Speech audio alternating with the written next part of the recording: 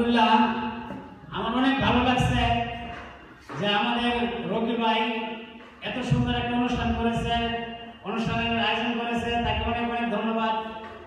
আর আমরা যদি তাকে একটু সহজে আশা করি আরো বড় বড় প্রোগ্রাম তিনি করতে পারবেন, সকলেই তাকে একটু সহযোগিতা করবেন। আর আমরা পাশে আছি, আর আমরা একজন আরেকজনকে সবাইকে সাপোর্ট করবো ভাই, কারণ আমরা সবাই ঈশ্বর করবেন লোক।